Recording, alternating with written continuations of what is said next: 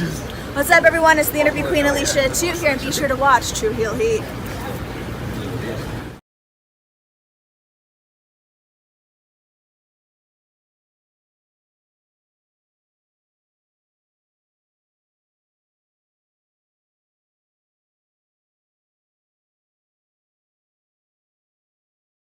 This is M-Dog 20, Matt Cross, and you're listening to True Heel Heat.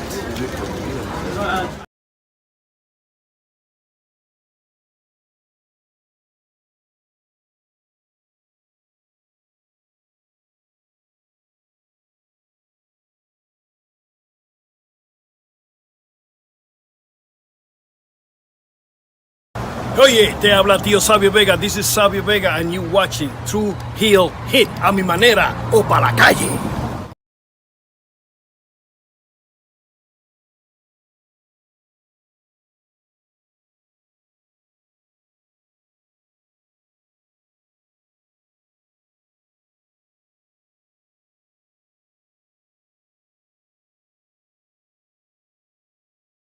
What's going on, everybody? This is your former AEW World Heavyweight Champion. Once a champion, always a champion. Swerve Strickland. Whose house? Swerve's house. You're watching True Heel Heat podcast.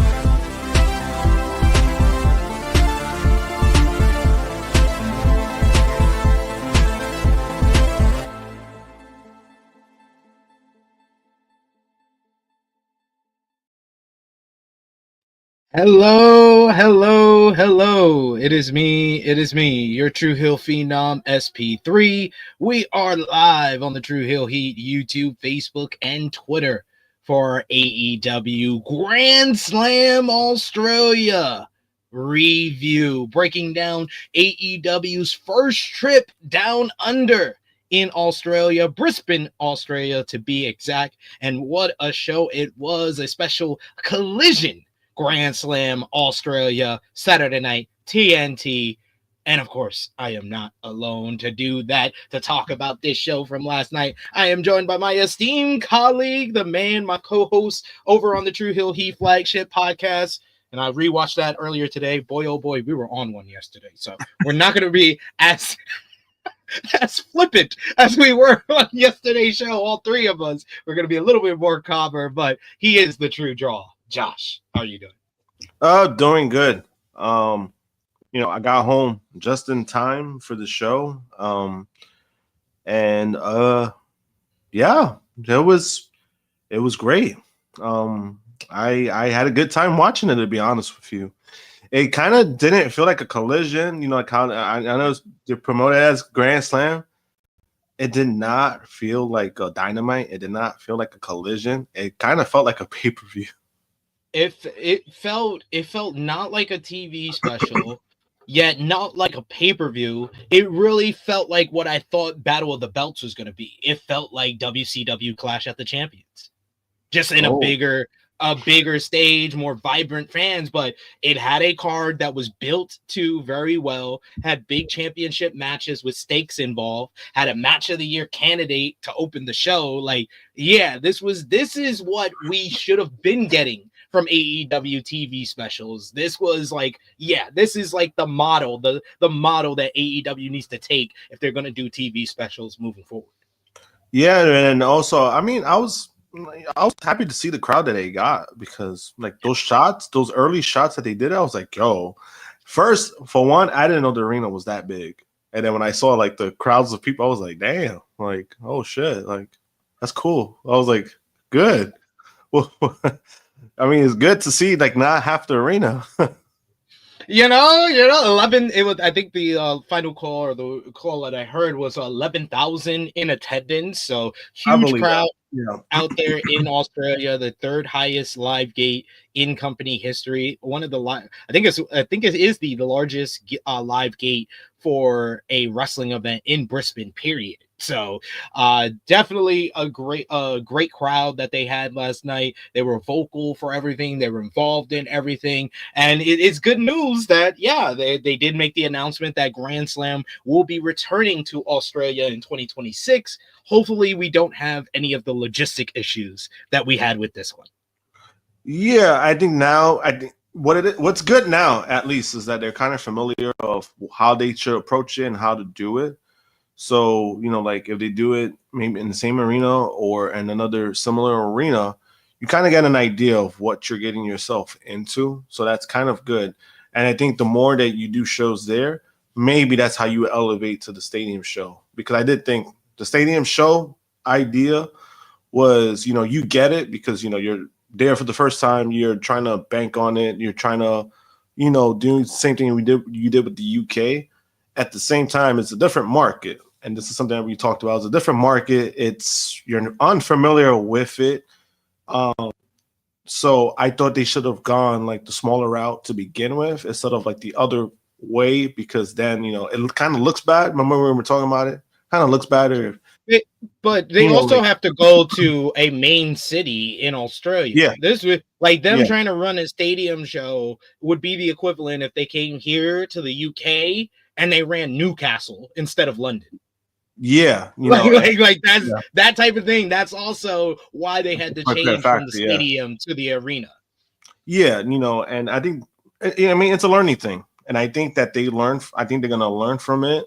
Clearly did, and they had a good turnout. They had a good gate. They had a good turnout. So at least that's the positive when it comes to like, yeah, we were supposed to do a stadium, but then when we go here and then at least there's some positive to that. Because even so, I think sometimes like when new places try, like for example, like the UFC ages ago when they tried Australia for the first time, they drew a big crowd. Like they drew one of the biggest crowds, but their gate was light. It wasn't even close, like one of their highest gates. So at least with here, they had a smaller crowd, but it did like their third highest gate. So that's a positive to me. That's a again, and at least we didn't have anybody coming on in the ring and bragging about it being the third largest live gate in company history, so the fans could cheer, "Yay, you overpriced us! Yay!" I mean, it's a good thing that the AEW doesn't do that. I didn't know, right? The only time they announced like the crowd thing was All In, right? Yeah. Wembley, which that's understanding. When you get 80,000 people, of course you got flex. No matter what, to me, you got flex, right? And those ticket prices were I heard from everybody who went, they was like those ticket prices were very affordable in comparison to like WWE. Yeah, at least I think certain moments you do it. I think it just kind of gets sickening when WWE does it, because it's like, we get it. We get it at this point. Like, we don't need to hear it anymore. But I mean, overall, man, I mean, hopefully, like I said, they take this as a success, right? It ended up being a success. It could have gone worse. You could have gone to the small arena and then draw shit and then nothing is good. That would have been bad. Like, that's all-time bad. But at least the silver lining is, it ended up working out for the most part, and now you're familiar with the market. So for them to go back next year, I think, again, they're gonna improve on certain things, and then also I think maybe move it at a different date, just because there's so much going on this fucking weekend, All-Star weekend, and you had the NXT show, and then Valentine's Day weekend, and also like next year is like, is it gonna be another TV special or is it gonna be a pay-per-view? You know what I mean? Like one of those things that. If they're running Arena again, I don't mind it being a TV special. I think this worked out well for them. They just have to be more clear that that Grand Slam in general is a TV special. Like, I think that's what they have to make clear. Like, we're not changing Grand Slam to a pay-per-view now. Grand Slam is a TV special. We're just doing one in Australia, one in New York.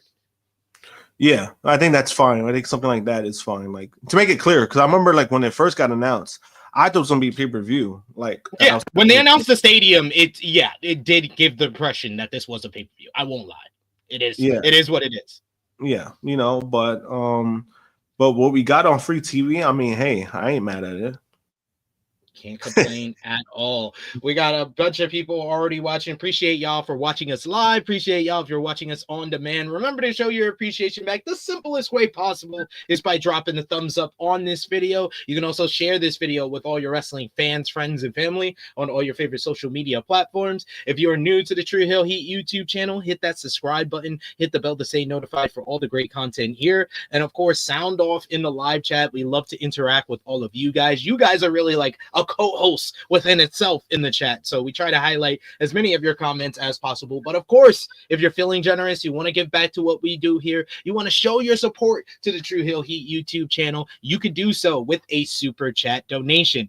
Any dollar amount matters. It goes back to the contributors that you see on screen with us here, and we always appreciate the support. We got a lot of support yesterday on the flagship podcast. I think I put the goal at like 15 super chats, and we were only like 4 short, so we put our goal at 10 today. So if you want to show some love, you could do so. And maybe you can make a suggestion for, if we do hit the goal, what do you want to exchange? Because I still have to do a Nikki Bella appreciation stream for one of our other goals.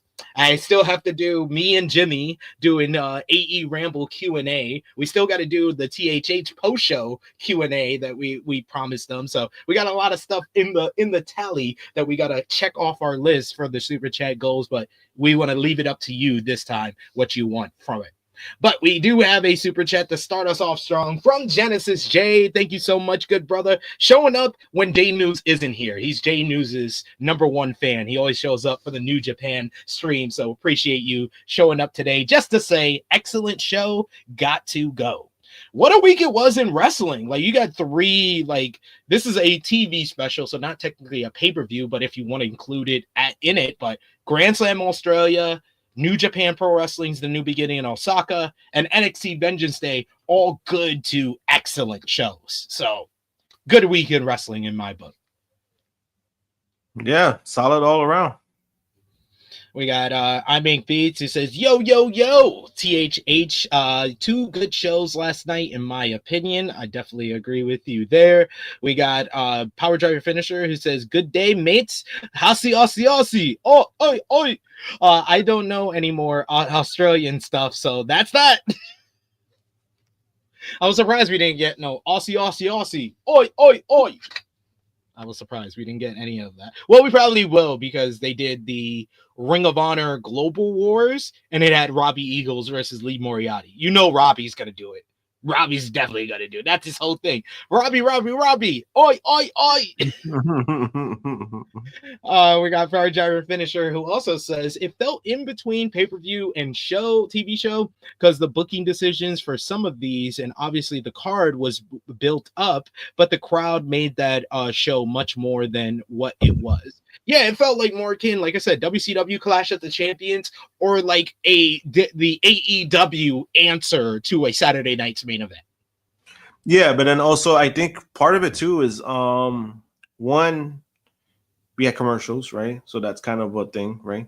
Commercials. And then 2, the reason why I kind of felt like a pay-per-view, at least to me, was that they kind of just focused on the wrestling. All the matches they kind of focused on. We didn't have like you only had one like backstage promo the whole show. Yeah, and I think usually with AEW, when they do like their pay-per-views, they just focus on the matches, and you only got like one or two maybe segments at most. But for the most part, you're just getting the wrestling. And last night, that's where I kind of felt like a pay-per-view for me, because we just got the wrestling, and then we got the more wrestling. They make the Harley and Mercedes match feel important too, and that came on like right after the opening. So there are things that they did that it felt like a pay-per-view. And I know there was people online that they weren't upset about it. They were just like, yo, like, we're getting this on free TV. Like, that's crazy. I did see some people complaining about the ring. I think AEW didn't bring their 20-foot ring in. They used an 18-foot ring. But like those people that are complaining about that's minor. Come on. That's such a nitpick, and AEW has used an 18-foot ring before. That's the issue. Like, that's the issue that I had with the complaints, because I was like, you guys complaining are acting like this is the first time. This is not even the first time they've used an 18-foot ring. Yeah, but it made a lot of the action faster because it was a very bouncy ring. Yeah, and then also, I mean, to be honest with you, I didn't really notice it. I know Romeo brought it up, and I was just like, to me, it doesn't look that different. I said the only thing that looked different was the outside of it, the mat area. I was like, that was huge. Like that area, they gave it a lot of space. I said maybe that's why it's more noticeable, but I was like, I didn't notice the difference, to be honest with you. We got a bunch of people in the chat joining us already. Eric Isaacs, our reviewer extraordinaire in the chat, says, hey, THH fam, solid show last night as the glamorous era is over and the timeless era is back. Cope gets a touching serenade from the Australian crowd, and the real star, Muppet Monet, or Mini Monet, that's her, apparently that's her name now. That's what Tony Schiavone and Nigel McGuinness were calling Puppet Monet on commentary, called her Mini Monet. That was awesome. We got Frantic World who says AEW Grand Slam Australia was so good. US fans need to be more like the Australian and UK fans. The overseas fans are always going to be louder and more vocal than the US fans. Like, it just is what it is at this point. Yeah, because also when they really get the shows that they get, it happens. I think for the most part, I could say that us Americans are spoiled. We get a lot of wrestling. We get a lot of things. You go to certain cities and you still get great crowds. Like you go to Chicago, you get a great crowd. You go to New York, you get a great crowd. Sometimes to Cali, you get a great crowd. But it's very overseas is unmatched. I mean, I don't think we were ever, unless, the closest thing that happened was, remember, like when they used to put emphasis on the crowds after Mania, but that's about it. Yeah. We got G Loke in the chat who says, what it do at THH Main? What a show, minus the minus commercials. G Loke also saying, let's go at SP3. Do you go to sleep? I did go to sleep. I went to sleep right at the end of Vengeance Day, because Vengeance Day I was marking out in our THH chat. I was like, this show about to end at 8:30. I could go to bed at like 1. Like, this is perfect for me. This is show of the year so far. Like, I was hyped because I saw that it was gonna end at 8, which is 1 o'clock my time. So I went right to sleep. Woke up at 8 a.m. over here, 8:30-ish over here, and I put on Grand Slam Australia, and I was done with Grand Slam Australia by the time I started work at 11 this morning. So everything worked out really well for me as far as last night into this morning. Same. I think the show ended at 1 or a little before 1 o'clock, but it wasn't too bad, honestly. Because the show was so good that it kind of flew by. That by the time it was finished, I was like, "Oh, all right." That was cool. I didn't have no problem with it. And and they led into the NBA replay. I guess the show before, the festivities before that. Which, by the way, CP3 and 1B. Oh my god. I did not see anything. All I did see was a headline on ESPN's YouTube that Wemby got disqualified in the skills challenge. That's all I saw. I haven't seen anything. All I know is that Mac McCullen won the slam dunk again. Yeah. So him and CP3 got disqualified. How'd they get disqualified in a So skills? basically, so in the skills challenge, you know how in skills challenge you have to like complete every task. So the shooting aspects too, you got to pass, like you got to do it. Basically, what these idiots did, which I'm not gonna blame Wemby. I think I blame more I'm about to say SP3, CP3.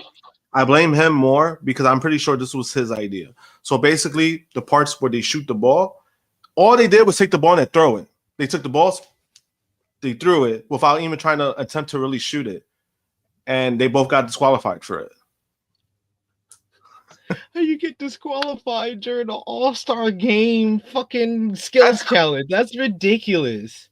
Yeah, because they didn't even attempt to shoot the ball. Like they took the ball, they threw it, but it wasn't an attempt. They just took the racks, they threw it. That's it. That like you legit see it. That's all they did. And I was just like, what the fuck was that? And people actually, the crowd actually booed the shit out of CP3 once he did it, and then they realized what was going on. They booed the shit out of them for it. We got Power Driver Finisher. He says, there you go. It was an AEW Saturday night's main event. He also said both. It looked good too with those initials. Power Driver Finisher says both women's titles on the line. Women main eventing. Yeah, I was very happy to see that. Storm and Mariah in the main event, the 4-way at Vengeance Day, even though I feel like either Drewski or Kai Sinai did something to Bailey at the Celebrity All-Star game because she was kind of off last night. Like that was my one nitpick in regards to that 4-way. It was just she was botching a lot. We got Power Driver Finisher says, I don't mind the small ring. We got I Make Beats. It says, I like the small rings. And then we also got a super chat donation here from our good brother Rob Hurin. Thank you so much. Great to see you again in the chat, good sir. He says, I wish they would have had it on Max and YouTube so we didn't have to wait late to watch it. Plus, I wish Swerve versus Ricochet was on this card. I disagree with the last part. I agree with the first part. That's been my main issue with a Grand Slam Australia is that fine, you want to get the lead in from the NBA All-Star game. You should at least air it live, at least in like overseas. You don't even have to do it in the US. If you really want to get that rating in TNT and you don't want to put it on Max in the US, do it for the UK, the Australian audiences. Like, do it live on Max. I don't need it on YouTube, but Max, at least, they should have aired it live, in my opinion. As far as Swerve and Ricochet needed to be at the beginning of February because they are most likely going to have their rematch at Revolution. You shouldn't do it so close together because 9 times out of 10, I'm warning y'all, we're getting Toni Storm versus Mariah May again. So this would be 2 matches you would be doubling up at Grand Slam and Revolution. It's only better if you do like 1 rematch from Grand Slam at Revolution, and I'm fine with it being Toni versus Mariah.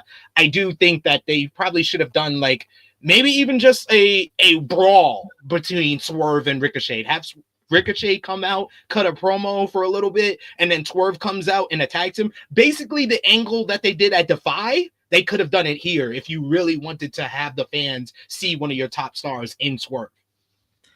Yeah, you know, I could see the point to that. But I do agree that it was good that they did it the time that they did it.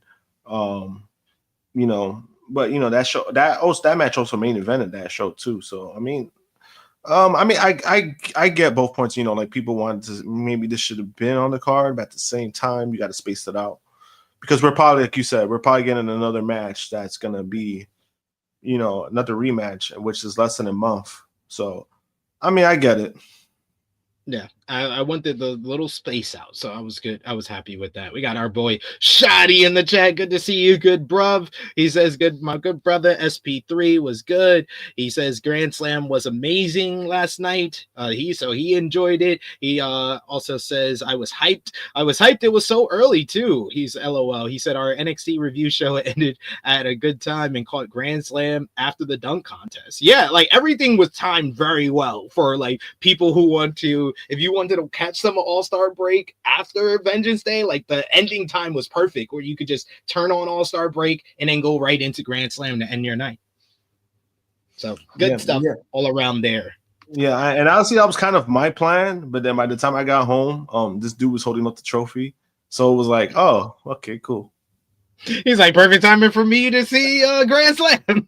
And I love that. Fightful Select. Shout outs to Sean Ross Sapp. He literally put out a report as we're starting this, which says the headline for the report: AEW ring discourse that is a thing for some reason. Where he had to explain that AEW did not forget to ship a ring. He says the discourse on Twitter following AEW Grand Slam was that AEW didn't properly factor freight times properly for Bisping, and the company had to get loaned a ring. Well, as it turns out, bad faith grifter accounts usually lie, and that is another case of that. He literally put this in the report. AEW typically uses a 20 by 20 ring in the United States and doesn't ship their rings overseas. There was no instance of forgetting the ring, not planning freight or anything like that. The plan was always to use an 18 by 18 ring, the same size used by TNA, the same size that was used by ROH, ECW, WCW, and virtually every prominent indie company in the world today. Most AEW talent came up using an 18 by 18 ring. It was not 16 by 16 as claimed online. WWE traditionally has their own rings that are stored overseas as opposed to having them shipped over. Whether or not the ring used on Grand Slam was the one they plan on renting, we don't know, but it was always planned to be an 18 by 18 ring. AEW has also used an 18 by 18 ring in the United States in the past, including for the Britt Baker versus Thunder Rosa cage match back in 2022. Yeah, I mean, again, I did not notice it. Like, bad faith grifters. That's what it came down to. Bad faith grifters. That's what we're gonna do. No, 20. WWE. I think WWE uses 20 by 20 as well in the US. We also got here, but yeah. Keep coming with those comments. Keep coming with those super chat donations. Appreciate the love in the chat. But let's get into the action at AEW Grand Slam Australia. What did you think overall about the crowd over there in Brisbane? The crowd was great. I mean, I expected them to be loud, but yeah, they were great. Really. I really enjoyed the crowd. They were vocal right from the start. It was a large crowd. It looked great on TV, and they were loud throughout. And we opened it hot. You get the Don Callis family, Konosuke Takeshita and Kyle Fletcher coming out to the ring first. Then you get Will Ospreay and the grand entrance of Kenny, by God, Omega. Man, the new entrance just looks ridiculous. Like, he looks like the freaking final boss of AEW. Fletcher and Ospreay started off this matchup with Fletcher dropping Ospreay with a shoulder block to big boos from the Australian crowd, who isn't playing favorites with the countryman, despite what Dave LaGreca is ranting about. Kenny Omega tagged into a massive pop from the fans, taking Fletcher to the floor with the head scissors. Omega set up for the Terminator dive, but Takeshita cut him off. Ospreay cleared Takeshita out, allowing for the technicals to hit the stereo Terminator dives to the outside. That was a cool moment there. Fletcher isolated Omega, allowing Takeshita to hit a second rope senton on Omega's injured abdomen with no intestines inside for a near fall. Omega fought his way to the corner and tagged in Ospreay, kicking off a move train that ended with Ospreay Spanish Fly on Fletcher as we went to a commercial break. After the break, you had Ospreay and Fletcher going back and forth. Ospreay counters a powerbomb into a big spike DDT. Another DDT from Ospreay led to Don Callis leaving commentary to hook Ospreay's leg, giving Fletcher an opening to hit the half and half suplex.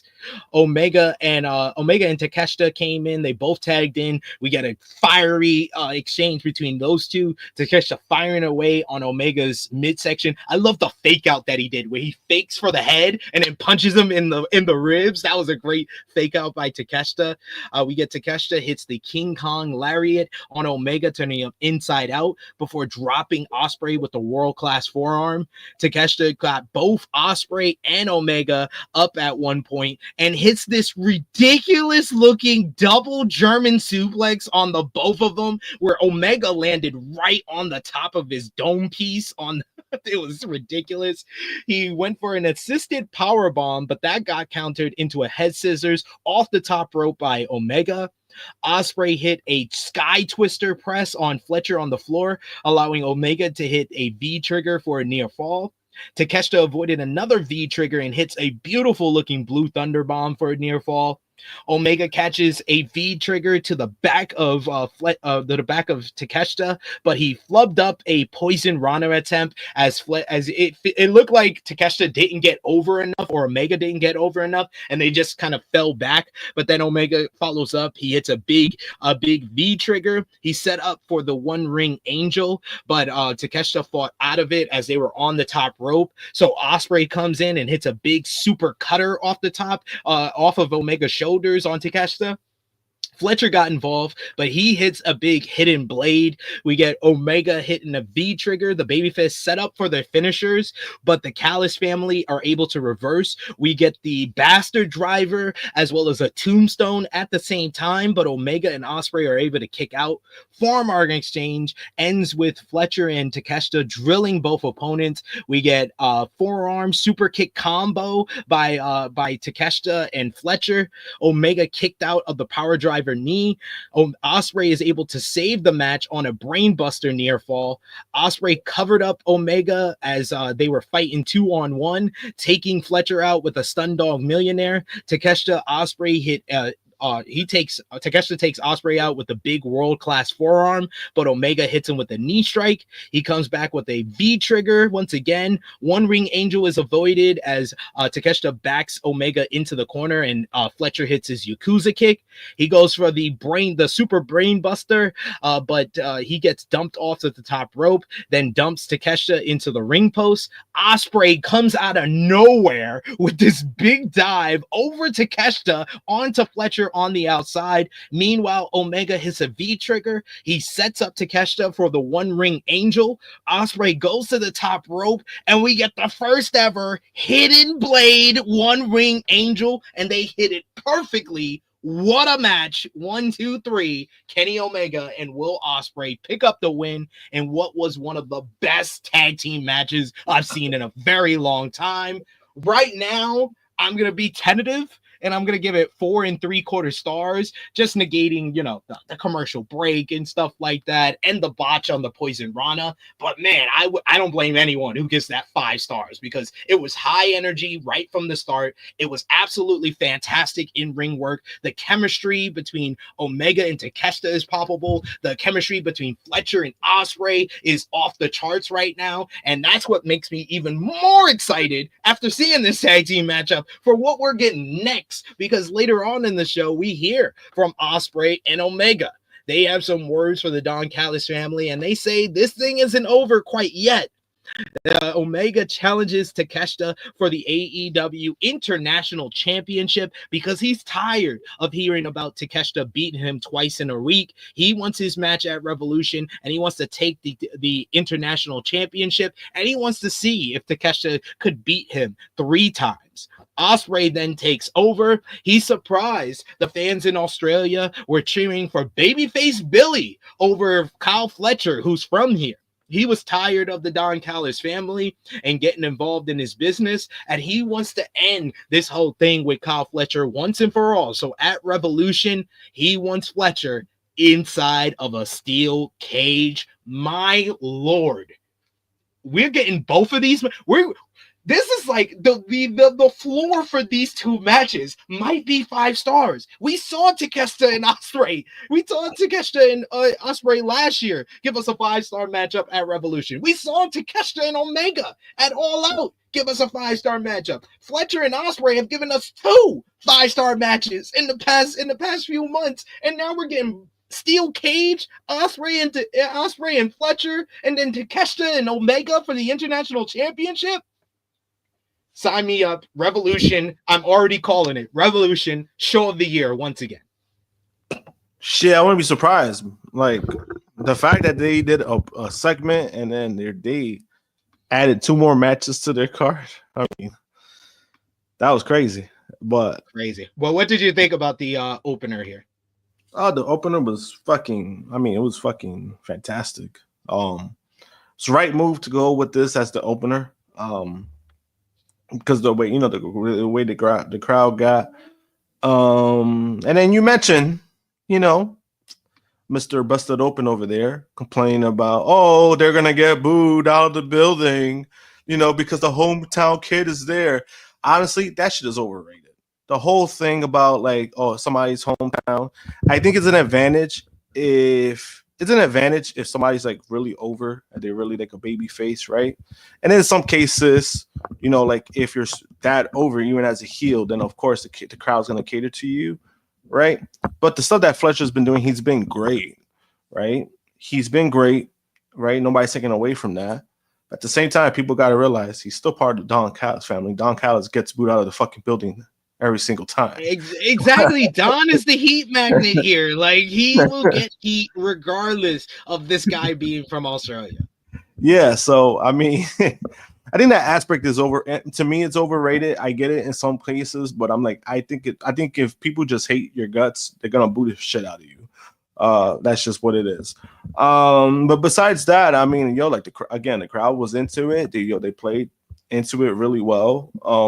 But fucking like Omega and Ospreay as a tag team, it's one of those things where it's like, I kind of don't want it because I love these guys as singles competitors, but then it's like, damn, they do shit like that. It's like, yo, it's like, damn.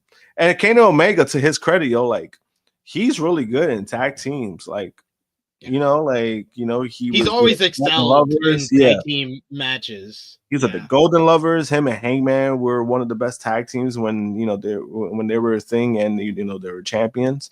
And then last night, like they both worked so fucking well together. Which I mean, I already knew these guys are two pros, but the way they did it was kind of like you would think that they were like tag teams for years, like just. And they automatically clicked. And then overall, like, the matches, like I said, the match itself, like all guys have great chemistry. There's multiple stories that are there. So that's why it worked so well, because there's guys who have chemistry with each other already.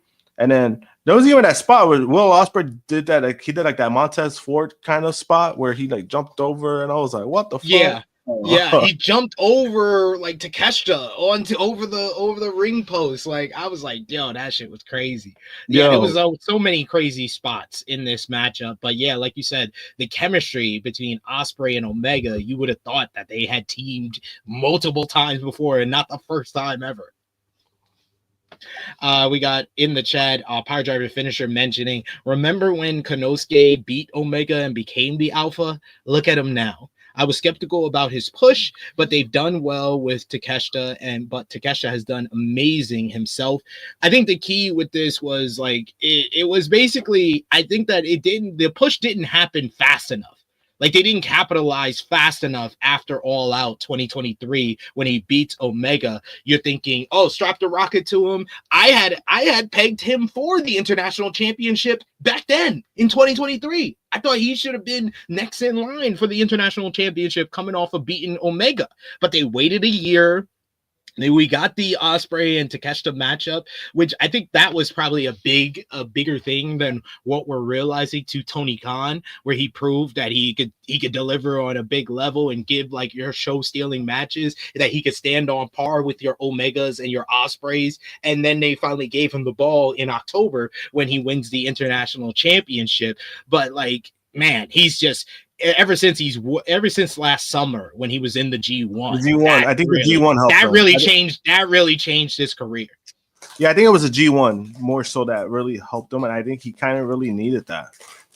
Because like, we know how good he is in the ring, right? And when he beat Omega, you would think like, oh, great things are going to happen. But I think he was also they were also like in the thing where, like they knew he was a great wrestler, but I think they were still skeptical of where they were going to go with him, because I think part of it too was they were unsure of what they were going to do with him, because, they signed him, there was interest there. So I think their main goal was to just sign him. And then from there, they're like, all right, we're going to take it wherever it goes. The G1 definitely helped. And then, he wins the title, and then, he's working with New Japan even more because of the G1. And then he gets a second contract. So I think there's a lot of shit that, like, like you don't need to be a world champion as long as you're consistent and you're there and you have even a main mid card title, good things are going to happen. And I think they pushed them well enough that, you know, right now it's title picture, it's where it's at, but doesn't necessarily need to be a champion. As long as he's there, as long as you make him feel important, that's all that really matters at this point as of right now.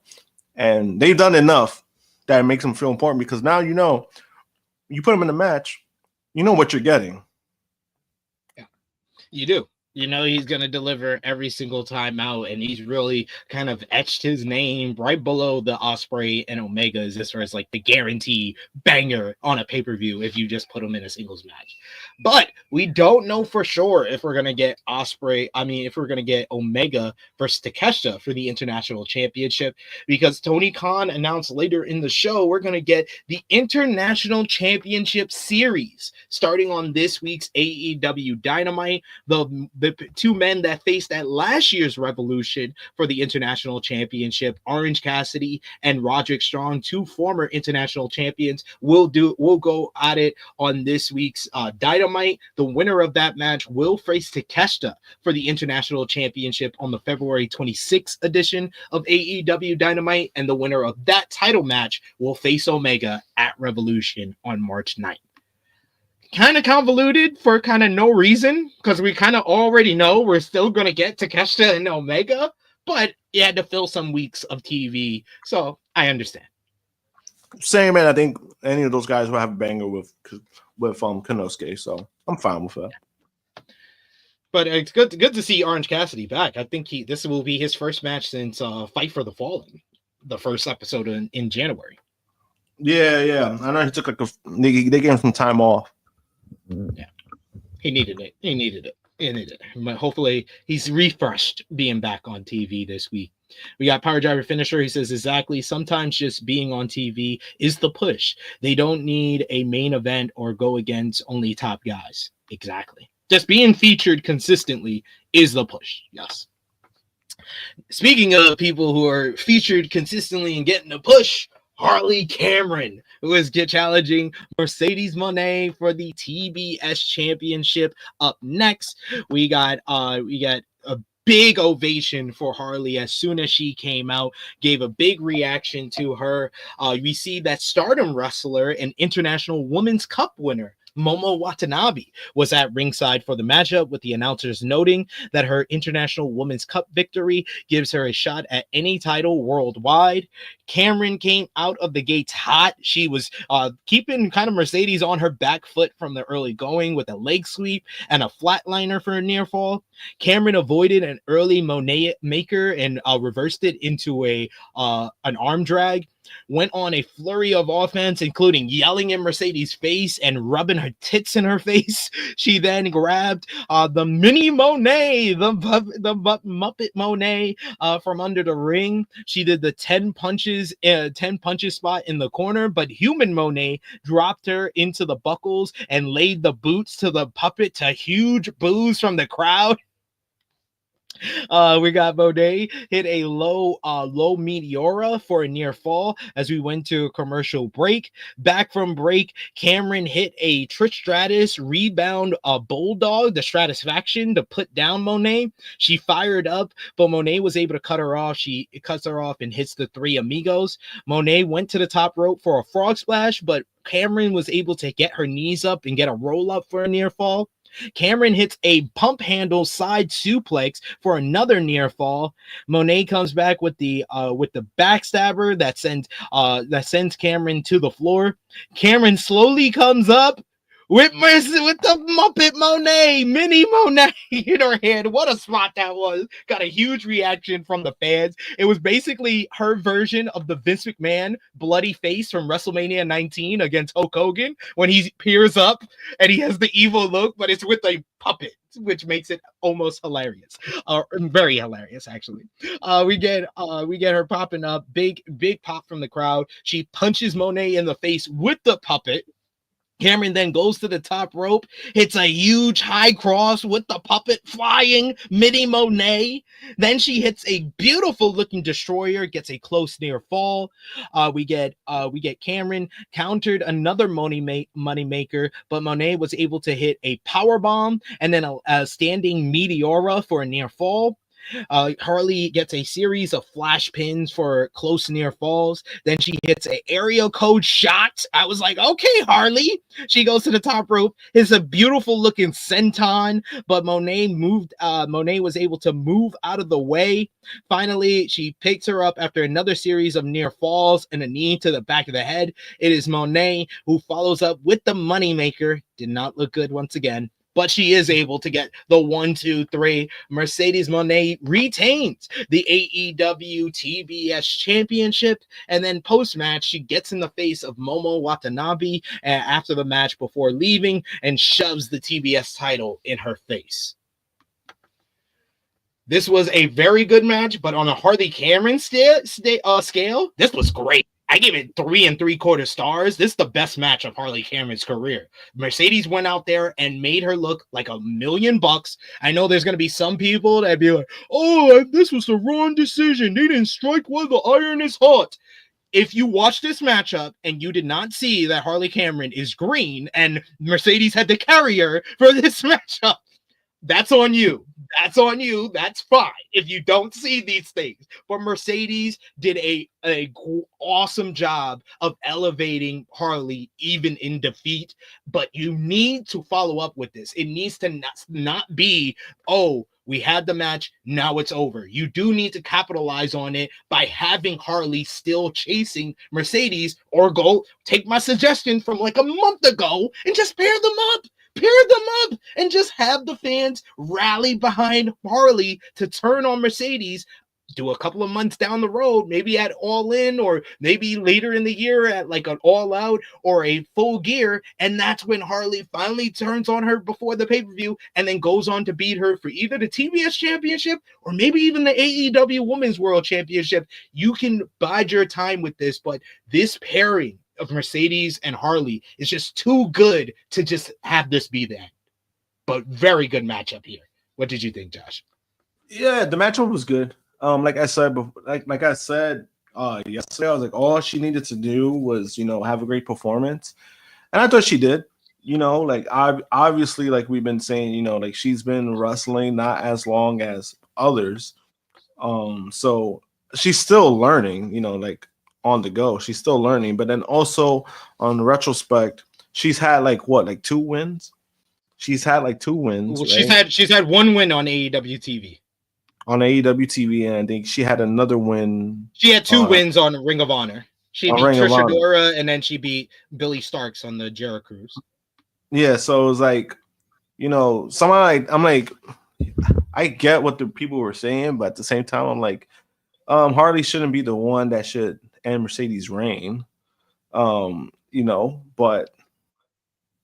when it comes to that, I was fine with it. I was fine with the result. The matchup was fun, and it catered to what Harley does, right? She's comedy, she's the stuff like that. And that's why the whole Minnie Monet thing was funny. And they gotta sell this Minnie Monet. Like, you gotta sell this shit. This shit is over. Yeah, man. I mean, I hope if Pro Wrestling Tees if they could find like what do you call that? Like a third party that could do them, I think that would really help them. Because again, like their distributor is Pro Wrestling Tees. Fortunately they don't have the backing like Fanatics does, but I do think that's something they could bank on, because I mean, it's been over. The pup has been over. It's been super over. The puppet got one of the biggest pops on the show. That's all that needs to be said. Yeah, and then like even when Mercedes kicked it, I was like, "What the fuck?" I was watching it when he started laughing, and I was like, "What the fuck?" I was like, "Why the puppet?" I was like, "Why you kick the puppet?" Why are you kicking the puppet for? Like, you got you tight. You got you tight. And then the way that she brought her back in was hilarious, because you could see like all the hair messed up, and so it kind of matched like what happened. I mean, again, like it played well. Like it played very well to what they did. And The right person still won regardless, and I think it's gonna do some things for Harley, and that's why I hope so too. Like what you said, like not only having them pair, but I don't want this like a one off. I don't want them to make this feel like it's a one off, because AEW does have that issue too at times. They don't continue things that are hot. They don't capitalize. They don't capitalize on certain things that are like there, right? A big example was the Ricky Starks thing when he finally got like his title shot against MJF. They didn't capitalize on that. It kind of just went opposite for Ricky, where we thought like, oh, there's gonna be great things for Ricky, and just the opposite happened. They put him with Jericho right after that. so that was like that was the beginning of the end of Jericho. Like, yeah. Like that's where I hope, like even if they paired them up, I'll be fine with that. Because you'll understand the pairing. It's not so much Harley turning heel, it's her, like trying to line up with Mercedes because she wants to learn, or they're doing some, like this has kind of been like Mercedes' like best thing when it comes to character wise, like her with Harley, because it's just funny. She's naturally like, she looks annoyed, like it works for her. So I hope it's not a one-off. Like I really hope they do something, like they capitalize on whatever the case may be. But obviously they have something with Harley, they have something there. And I mean, I hope it continues.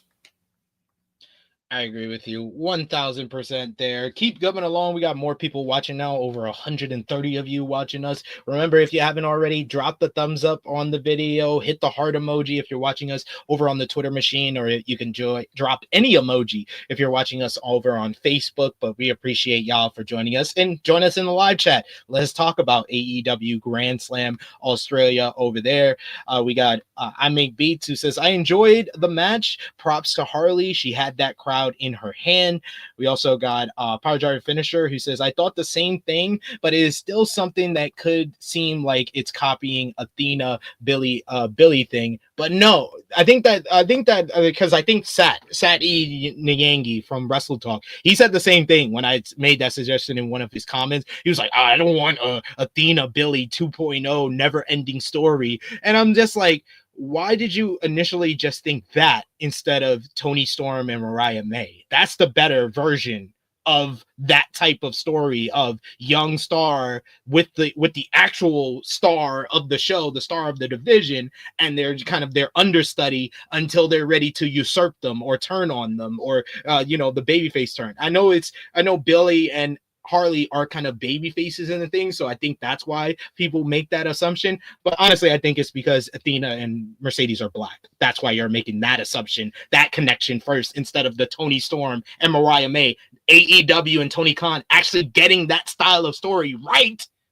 Instead of thinking that one, you're thinking of the worst one, which Billy and Athena were going great, but they just haven't, there's no end point for it. And we don't know what the end point is anymore. We thought we knew it at Final Battle last year, and then Athena won, and now we're kind of stuck in limbo of this story still going way after its expiration date.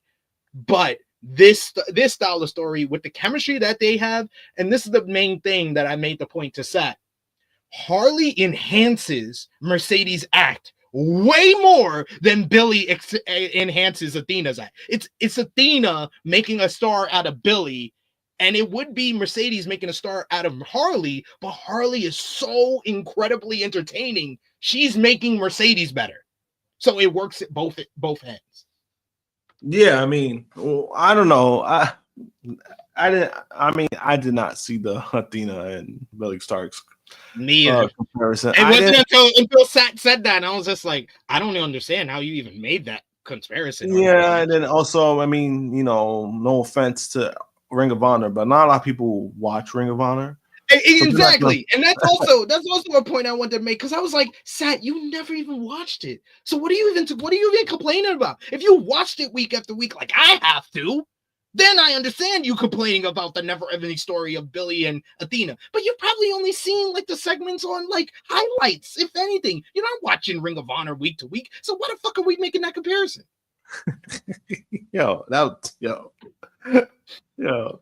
I mean, I don't see it in that. I don't see it in that fashion at all. That's why I was kind of like,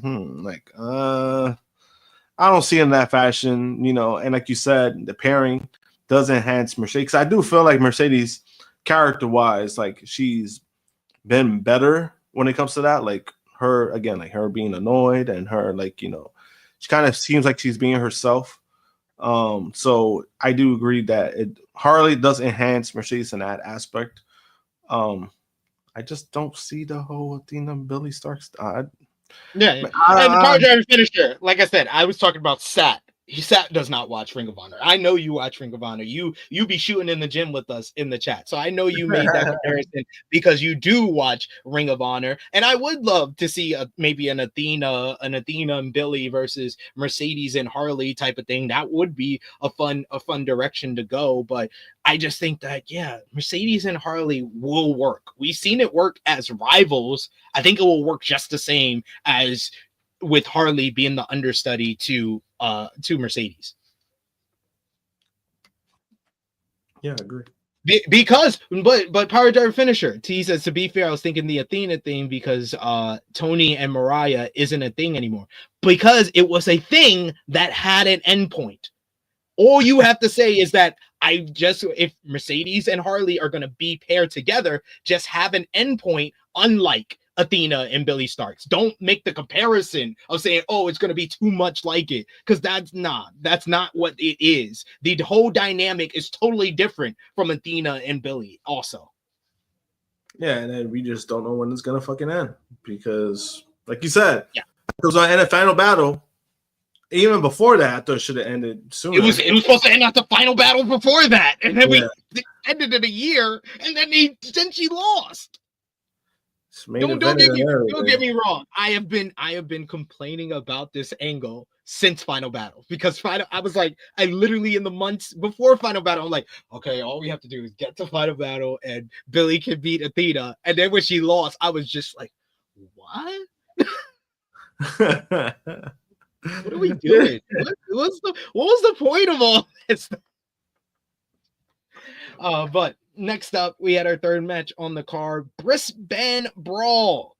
Adam Edge Copeland, Cope, the rated R superstar Cope, teaming up with Switchblade Jay White to verse the Death Riders, Claudio Castagnoli and Jon Moxley. Oh man, that crowd was hot from the moment go. Probably the coolest moment of the night, the people singing Cope's song. Yo, they went in. This might have been one of the greatest crowd sings a theme song ever because they did a full verse. They hit us, not a chance to chase a dream, but a chance. And they were on cue. No one was off beat. I was like, yo, Australia, this might be one of the best moments of Cope's career, which says a lot. That was a moment right there. That was special. Yeah, and I like the fact that they not only they let the crowd do it like on TV, but the commentaries, they were quiet. They just like sat back and they let them. Yeah, they let that moment speak for itself. Yeah, that was good. That was good. But yeah, that led into the Death Riders. Of course, they came through the crowd for the matchup. The match went all over the place from the early going. You get Cope fighting in the crowd with Castagnoli while White was fighting with Moxley at ringside. Mox hit a Switchblade with a bin lid. Got to use the local ventilator. Then as Cope dove onto Castagnoli from a perch in the crowd, I was just like, yo, Cope, chill the fuck out. You just came off an ankle surgery. What are we doing? Mox sets up White on a table, but Cope cuts off Mox as he climbed the ropes. Shafir hammered Cope with a kendo stick, which allowed Claudio to put Cope through the table with a powerbomb. He then dropped Switchblade with a European uppercut. After a commercial break, the Death Riders were stomping on Switchblade in the corner. Cope made his rear appearance after the table spot with a double clothesline. Mox dropped him with a paradigm shift though and sent him into the ring post.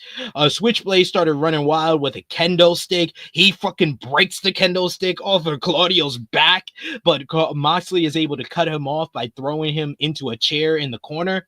The Death Riders went for a Doomsday device, but White knocked Moxley off of the top rope and hits a Blade Runner on Claudio before he can get the 1, 2, 3. Wheeler Yuta is out here and whips White in the back with the belt, but that only annoyed Switchblade, who gets up and hits Yuta with the Blade Runner. They made Switchblade look good at certain points of this one. This was one of his better spots there.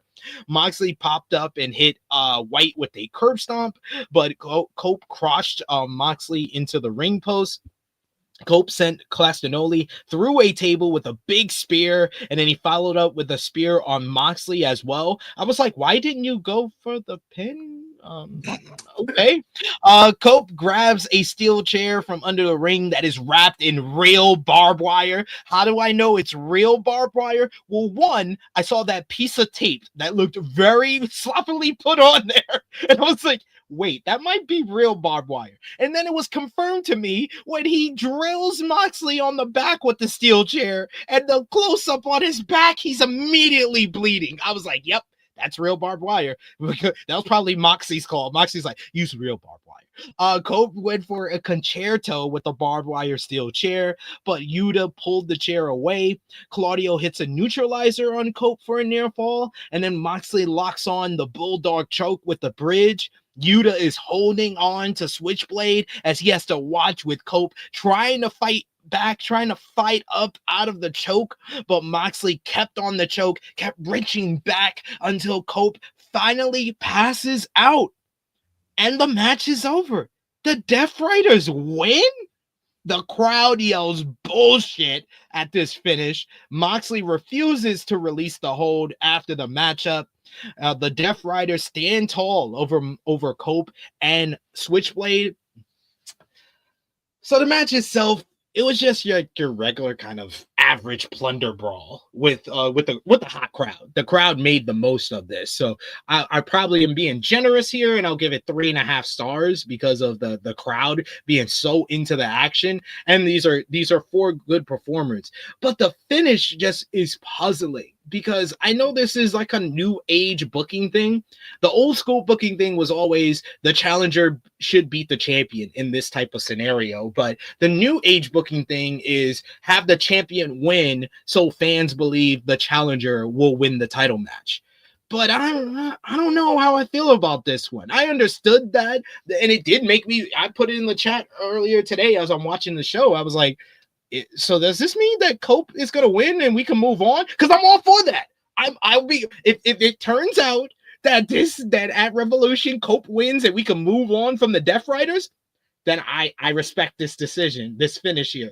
But in a vacuum, I don't know if it worked as well. And I thought it was too many heels in the middle of the show. I understand they bookmark it with the big babyface wins on this show, but you're telling me you couldn't have Switchblade win this one to give us another kind of person that's local, or he's not from New Zealand, but is close to Australia enough that he could have got a win here over Claudio, get the 1, 2, 3, and then you just do the Death Riders, get their heat back in the post match if you need to. But I thought that would have been the better finish here.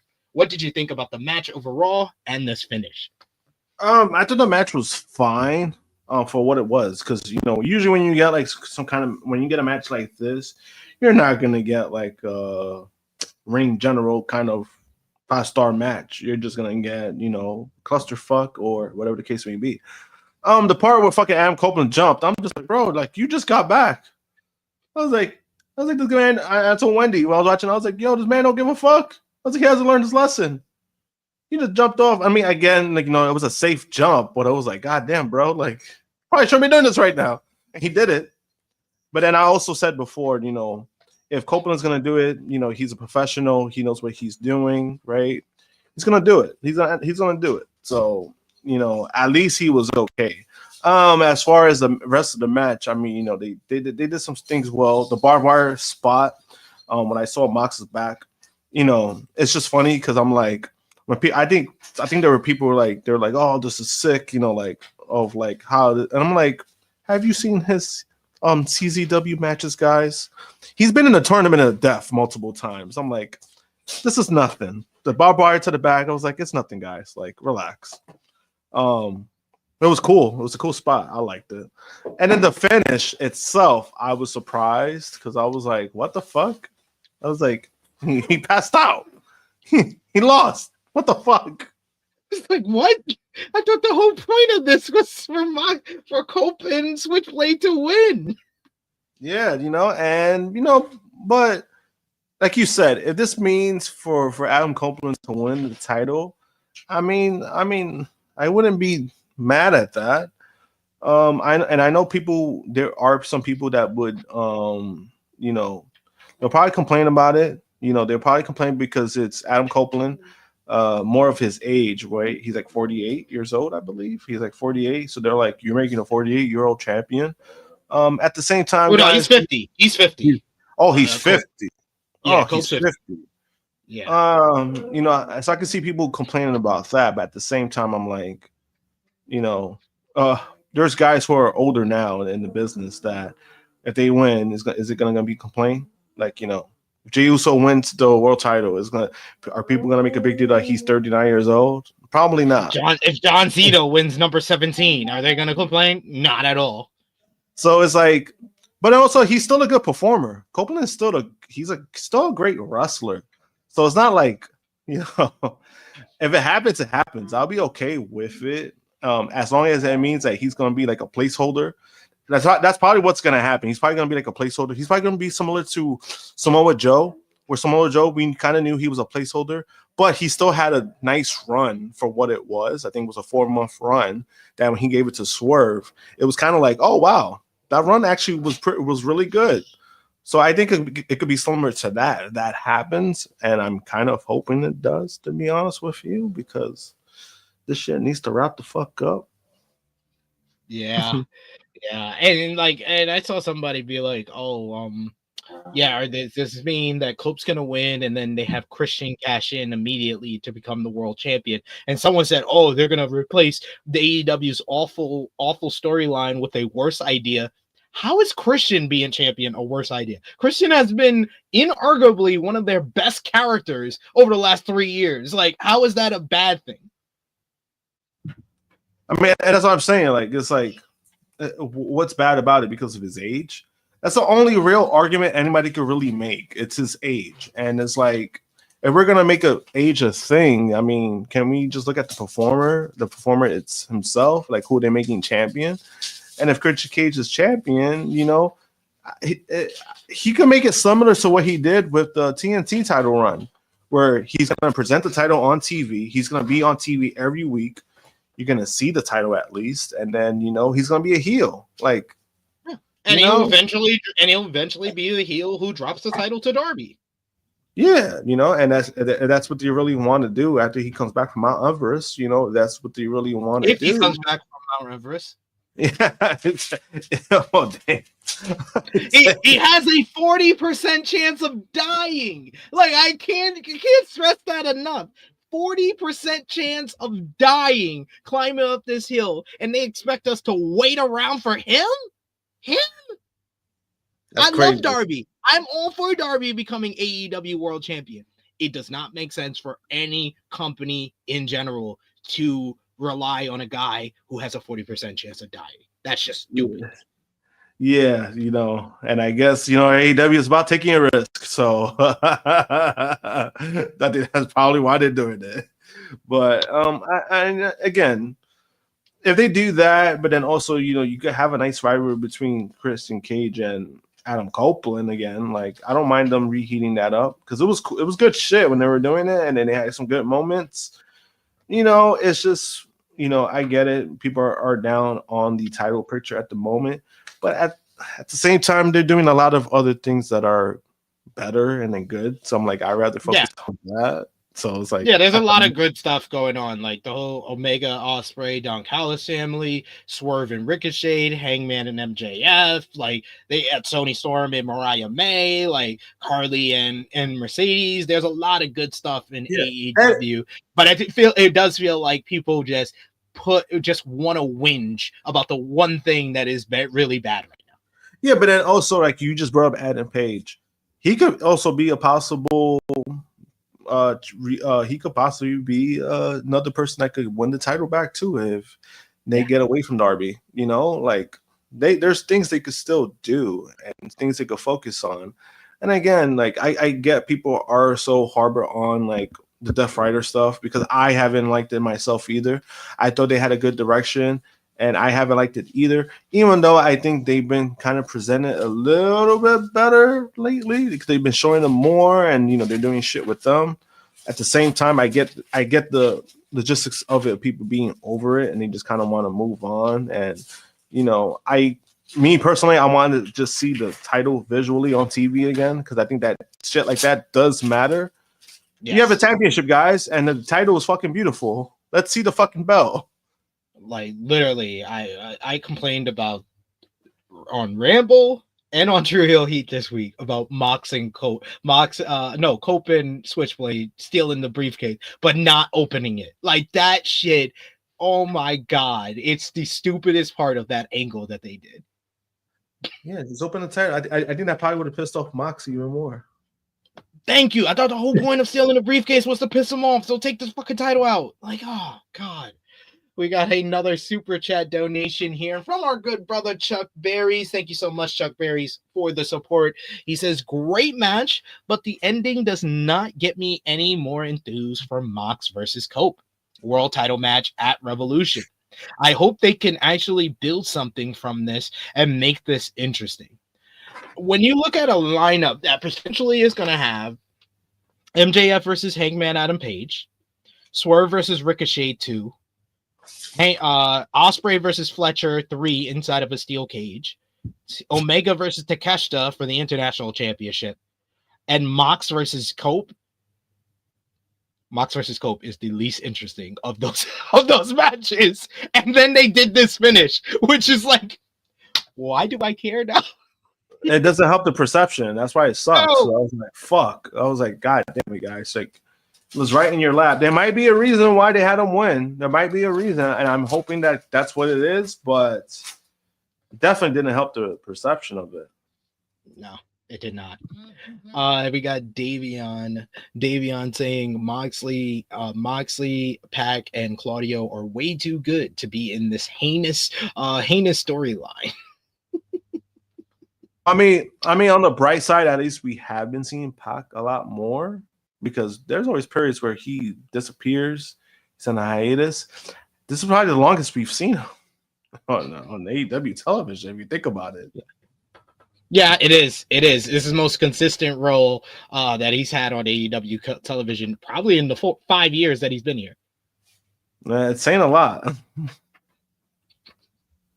But yes, next up, we had another title match up for grabs here, as it was the AEW Continental Championship, Kazuchika Okada defending against Australia's own Buddy Matthews. That Okada entrance was fucking godly. Yo, like I was like, yo, they need to do this entrance every time for him, please. We get Matthews offers a handshake early on, but Okada responded with a big middle finger. The opening exchange ended with Matthews sending Okada outside with a head scissors and then cutting Okada off when he tried to slide back in with a drop kick. Okada went to leave when Matthews gave him a middle finger, but Buddy called him a wanker instead to get him back in the ring. Buddy went on an offensive flurry, getting a near fall on a knee drop. Okada caught Matthews with a flatliner and then drop kick off of the ropes to send him to the floor. Matthews fought back on a bad leg, hitting a Meteora for a near fall. Okada rolled through a move to hit a neck breaker. Okada then hit his big elbow drop off the top rope. He gave the crowd the middle finger and then tried to give one to Buddy, who held on to the finger and then basically went on a bunch of offense. He countered a Rainmaker attempt and got a go to sleep. Beautiful. Caught Okada right in the fucking jaw.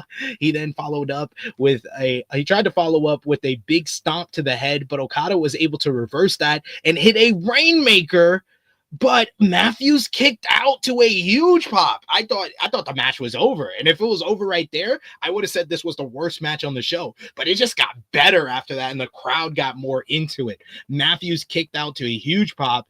Okada grabs his belt and went into the ring, but Matthews caught him with a roll-up, and then he does hit the stomp for a near fall. We get Matthews hitting Murphy's Law as freaking Nigel was saying to say Murphy's Law. You get Tony Schiavone who cuts him off and says Matthews Law for a very close near fall as Okada got his foot on the ropes. Matthews followed Okada to the floor where Matthews got hit with a DDT. Okada sent Matthews back into the ring. He rose to the top rope, but Buddy caught him with a big knee as he came off, took him down with a superplex off the top. Matthews followed up the superplex into a jackhammer, like he's a more powerful Seth Rollins, basically. Then he tried to locked on Rhea Ripley's prism lock to a huge pop and then I love AEW doing the wide shot. They didn't want to completely Highlander Rhea, but they did do the wide shot, and it's quite obvious to the left of the screen. If you go back and watch the matchup, Rhea Ripley is sitting in the front row. You can see the black hair, a black shirt, and she's happy to see the prison lock. She's probably got a big smile on her face. Okada's able to somehow get to the ropes. Okada shoved Matthews towards the referee, and after a little bit of a do-si-do, Okada hooked the referee. He hits a mule kick, and then he follows up with a second Rainmaker, turning Buddy Matthews inside out, gets the cover for the 1-2-3 to retain the AEW Continental Championship. Really good matchup here. I thought that this matchup got turned up towards the final 5 minutes, especially when Buddy went on his flurry of offense and really made the fans believe he could get the win. And this was on the Okada give a fuck scale. This was a solid 7, which is better than most times. So he could do this in his sleep, but at least if we get a 7 out of 10 from Okada or higher, it's always going to be a great match. I gave this one 4 stars. What did you think? Oh, same. It was a fun matchup. Okada, now you kind of see like he leans into like the heel stuff, the tactics and all that stuff. It's still fun to see because I think he does it very well. He does it almost sometimes at times he does it too good. And this was no different. Even the finish, like the low blow, and then he did the Wayne ring. Like it's so it's a fun matchup. I thought both guys worked well together. And I think like if they were to work and they was to have another match, I think it would be even better because now they're familiar with their styles. They're familiar with how both guys work. Same thing, the crowd did play into it because I know he was walking up the ramp. Oh, the fans were chanting "Wanker." Perfect. That's actually perfect. Oh, we got him. I may be saying peeved Okada was hilarious. He also says Buff Rollins over here. Yeah, Buff Rollins Jones over here. Yeah, I heard that. Is that true that she was there? Like she was? Yeah, she was in the front row. And literally, if you like I said, go back and watch the matchup. She's going to be on your left hand side. If you're watching it, left hand side, just look at the front row. There's a girl with black hair, black shirt. It looks obvious to me. That's Rhea Ripley from behind. Yeah, because I think recently, this past week, I think they got married, right? From what I understand. No, they got married. They got married last year. Last year? Was it last year? Yeah. Oh, because why did she? Oh, she posted probably because of Valentine's Day. She posted up like the wedding photos. Probably. Oh, yeah. That's what it was. I thought I was about to say. I was like, oh shit, and then I thought she was there because of that. But I did hear people saying that she was at the show. Yeah. We got Davion who asks, this match was dope. What does Okada do next? We just have to bide time. We have to find something for Okada to sink his teeth into before we get to the summer, because he's going to need something to kind of bide his time as we go through the spring, because obviously Omega is going to be he has Takeshita coming up at Revolution. We don't know what's going to happen afterwards, but 9 times out of 10 you would think Omega's going to still be involved in somewhat the international title scene or something involved in the Don Callis family coming after that. So he has something to kind of keep his wheel spinning as we get to the spring. We need something for Okada, and this was good for Australia, but we're going to need something for Revolution. We're going to need something for Dynasty. We're going to need something for Double or Nothing. I would like him to have somewhat of more of a feud that's more fleshed out than the build that we got to Australia here with Buddy. Yeah, and then also I think it just depends on his availability, because I know he does go back to Japan. He does go back. So it's a matter of what they're going to do, plugging it in, and then for it to all not only make sense, but keeps him on TV. You get to see him on TV. And, by the time Okada happens at All In, it means something. I wouldn't mind Mark Briscoe being a feud for Okada. I think they. Well, that'd be fun. Yeah, especially the promo battles between them. Yes, that's exactly, that was the first person that came to my head. I don't know why, but I was just like, Mark Briscoe interacting with Okada, just calling him a bitch every time and stuff like that. That would work. I feel like he's like, get your ass back here, Okada. Get your ass back here, Okada. I can see him doing that. Let us know. Let us know in the chat. Who do you think Okada should feud with next? Because we got to talk about Tony Schiavone. He ran through the International Championship Series at this point with Orange Cassidy versus Roderick Strong on Dynamite this week. The winner facing Takeshita on February 26th Dynamite, and then the champion going off to face Kenny Omega at Revolution. But the bigger matchup that they announced for Dynamite. Big meaty men slapping meat, Powerhouse Hobbs versus Big Bill street fight. Yo, I'm hyped for Dynamite this week. I'm hyped. Yeah, when I saw that, I was like, oh shit, it's gonna be a street fight. It's not even a regular match. They said street fight. They're like, fuck it, guys. Street fight. Fuck it, go right to it. They heard me complaining that the Jericho segment was lame this week, and then Powerhouse. That was the best part of the Jericho segment, to be honest with you. Never going to add it again. Was Hobbs coming out? Yeah, but it was too short. So I was like, I didn't even. That was probably the least effective of their brawls. So at least they said, you know what, we're just gonna give you a street fights SP3 to shut you up. Thank you. Then we have our main event of the evening, AEW Women's World Championship bout. Timeless Toni Storm challenging the champion Mariah May. Mariah May comes out first. She's got the fire pyro, and she says, I told you I'm the woman from hell. Then we get Luther the Butler. He comes out of the crowd. He's wearing an usher's outfit, and he points towards the entranceway. The music of the OG Toni Storm, the rocker theme hits, and then we get the record scratch, and then it goes into, finally we hear the timeless Toni Storm theme. She comes out donned in blue, the Australian flag on her gear. This was beautiful gear, fitting to where we are at. The two locked up before immediately start throwing hands. They will squabble up right from the start of this one, getting to work. Storm dropped May with a Luthes press and then clubbered her in the corner. May hopped on the corner with a sling blade and a shotgun drop kick, really getting things underway here. Then we get Toni Storm. She fires back. She's hitting German suplex after German suplex after German suplex after German suplex after German suplex, 7 in a row. Storm tried to German suplex May off the apron, but May dumped her to the apron and drop kicked Storm into the barricade.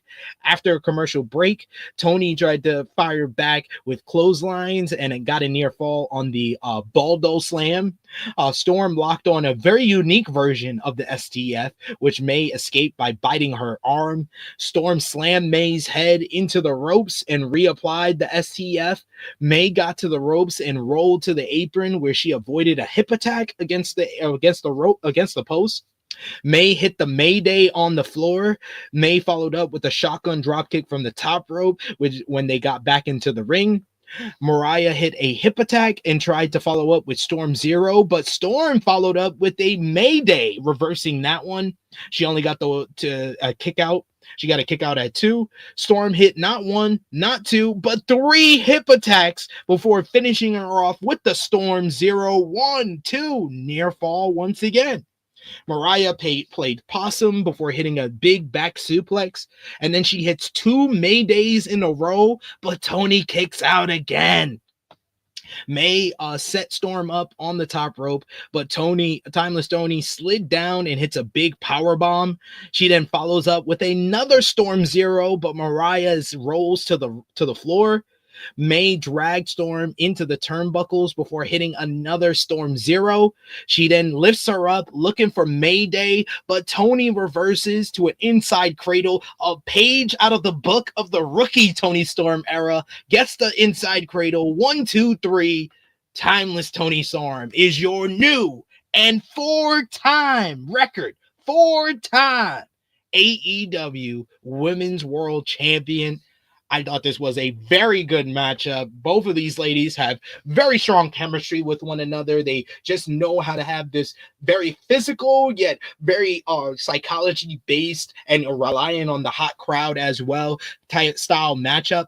I thought this was a nudge below their All in London matchup that I think I gave that one 4.25 stars. I gave this one 4 stars. I thought the crowd was very much engaged. I thought both women performed well. I know there's going to be some people online that's like, oh man, it was an inside cradle, a roll-up finish and stuff like that. I don't think this is the end of the program, and I think that's why they went with the inside cradle finish here. I think we're going to get the end of the program at Revolution, probably lights out or some type of street fight or something like that to end this program once and for all. And after 15 months of a storyline, yes, we need 3 matches, not just 2.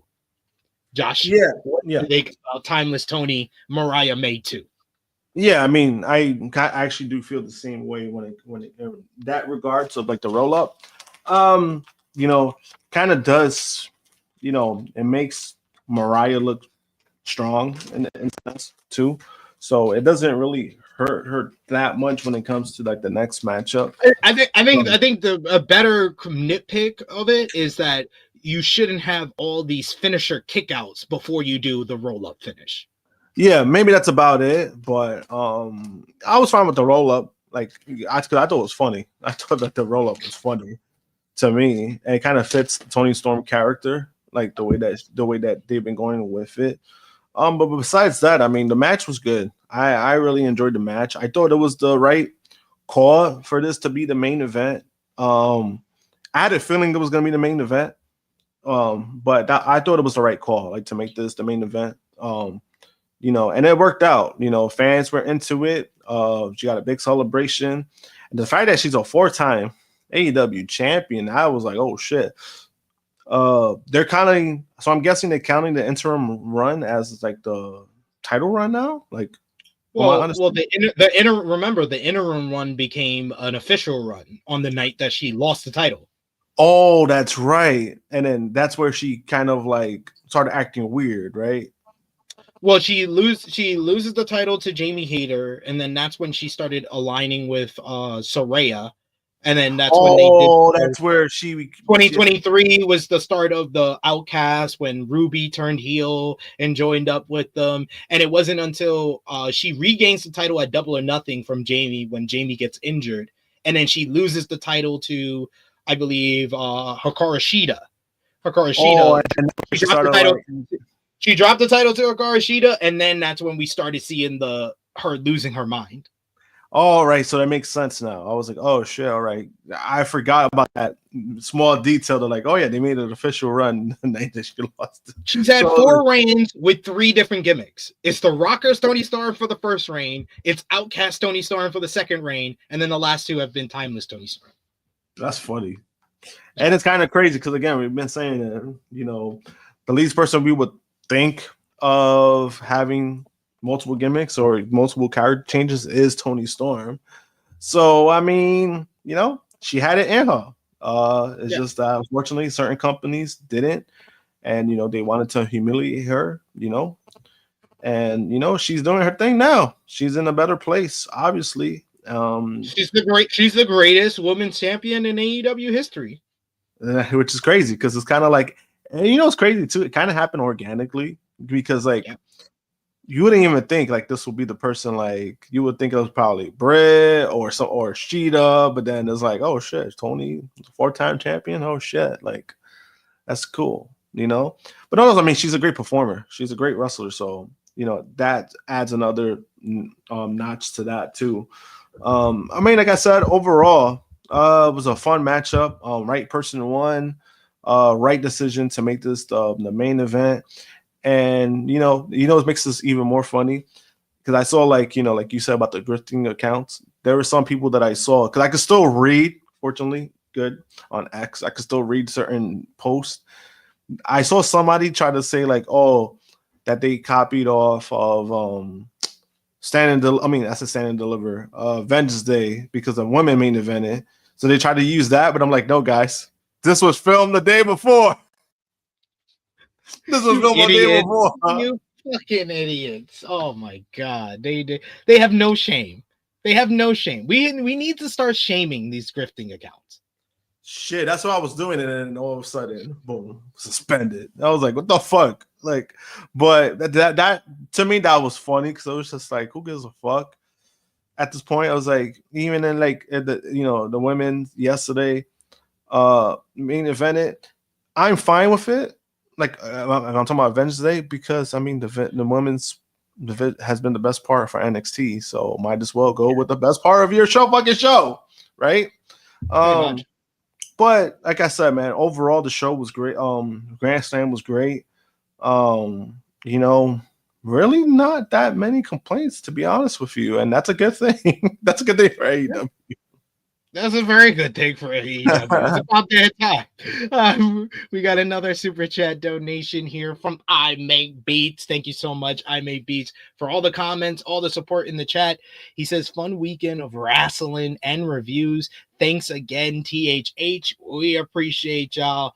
I'm going to start doing that, what I did earlier this week, where I put the schedule for the week on our community post. So if you want to know what we're doing each day, I'm going to start doing that weekly. But our week will officially end tomorrow, as I'll be doing an NXT Vengeance Day review to cap off a crazy week in pro wrestling with all the major shows, all the big news. If you haven't already, also check out THH 316 from yesterday with me, True Jaw Josh, and Miss Chrissy Love talking about all the crazy news from this week with the AEW releases, Ricky Stark's debut in NXT, Josh Alexander possibly going to AEW, and the previews for Vengeance Day and Grand Slam over there. So check that out if you haven't already. But we come to the end of this review. So how we always do it, if you're first time here, we'll let you know in the comments, in the live chat. Let us know your match of the night, your MVP, your LVP, whether you gave the show a thumbs up,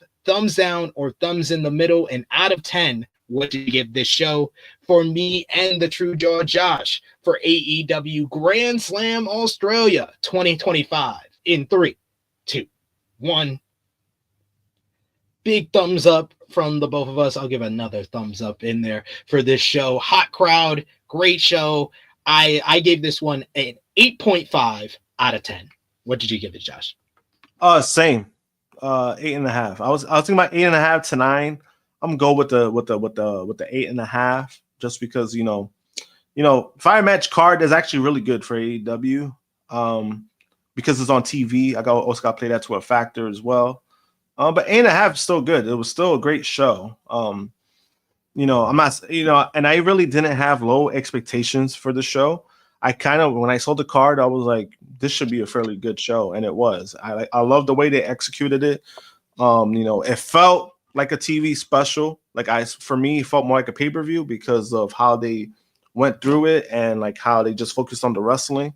But overall, I'm like, yo, AEW, you're doing TV show, do TV specials, go this route. Make it feel important, go this route. Great. Agree with you there. What was your match of the night, Josh? So easily the opener. 100%. It's definitely Ospreay and Omega versus Takeshita and Fletcher. We got also I love this. Patrick Bell, you're just commenting and it's 5.5 out of 10. You got to explain that one. How do you give this one a 5.5 out of 10? This is your first comment. You must be trolling us. I don't know. But we love to hear why you give it a 5.5 out of 10 if you're ready. And if you're still with us, let us know in the chat what you gave the show out of 10 as well. But yeah, Ospreay and Omega versus Takeshita and Fletcher, definitely the best match on this show, the match of the night. MVP for the show, I'm going to give it to Timeless Toni Storm and Harley Cameron. I'm gonna give it Timeless Toni Storm. She got her title back. First ever women's 4-time champion, and the Australian crowd absolutely loved it. They did. They loved every minute of that, seeing Timeless Toni pick up the win. Then we got next up, what was it? LVP for the show. I'm sorry. I'm gonna have to give it to the Death Riders. Not even Cope for losing. Cope had his great moment at the start of it, so I'm gonna give it to the Death Riders. Death Riders, anything they're involved in is usually the worst thing on the show. What you gave LVP to? To me, I kind of did give it to Adam Copeland by default, just because you got the title match, right? And then you fucking lost. Like, it doesn't help your case. No, it doesn't help your case at all. Patrick Bell says, yeah, I'm late today. No worries, Patrick Bell. We appreciate you for joining us. He says it was just a regular show to me, just watchable. That's fair. I mean, if that's how you felt, that's how you felt. You have an opinion, you express it. Just as long as you're not a dick about it, we can respect your opinion, even if we don't agree with it. So thank you for explaining, Patrick Bell. Appreciate you for that.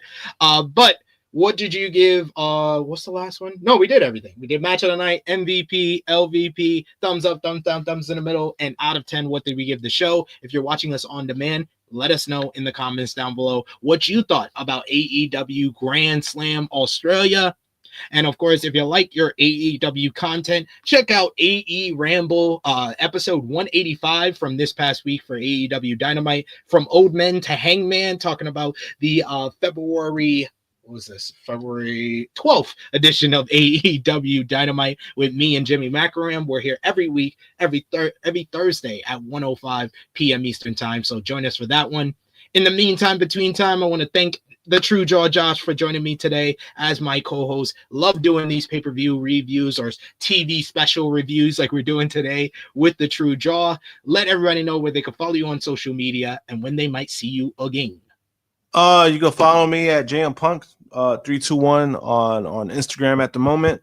And I'll be back next Saturday for THH 317. Look forward to seeing what news comes out this week, because yesterday's episode was it was a fun one. You're talking I was watching some of the parts on my end. I was like, oh man, I went in. We all did. We were on our worst behavior yesterday. So check out the Flagship Podcast. We got Power Driver Finisher in the chat. He says it really was a regular show, but there was some build to it. And of course, the crowd helped. Patrick Bell says 8.5 is borderline, almost saying this is a can't miss show and was a top show. I don't know. I think anything between 8 to 8.5 is a very good to great show. Anything above 8.5, when you get into the 9 out of 10s to 10 out of 10s, those are your can't miss best shows of the year. 8.5 is a very good to great show, and this was that. Yeah, I mean, I don't say you can't miss. I mean, maybe your scale is different. Yeah, but everybody has different scales. Yeah, everybody has different, but for what the show was, I mean, they had 5 matches. Realistically, there wasn't a bad match. There was not a bad match to me. That's 8.5. It's great. All right, so he says borderline can't miss show. I mean, I thought this was a show that you should really watch. It was a great show.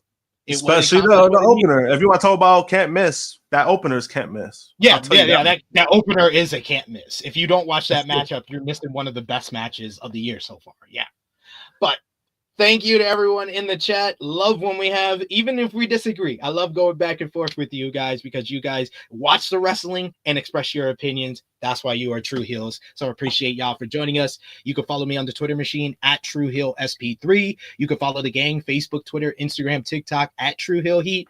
Patreon.com/True Heel Heat is the best place to follow it. The best place to support us when we are not live here. $3 a month gets you exclusive content and the best place to support us. So go out of your way to do that as well. And we'll have some exclusive content over there next week. So be on the lookout for that. I will be back tomorrow, I believe at 1:05 p.m. Eastern time with our NXT Vengeance Day review. So join us for that one. But until then, for the True Jaw Josh, it is me, your True Heel Phenom, SP3. This has been our AEW Grand Slam Australia 2025 review. We are signing off until next time.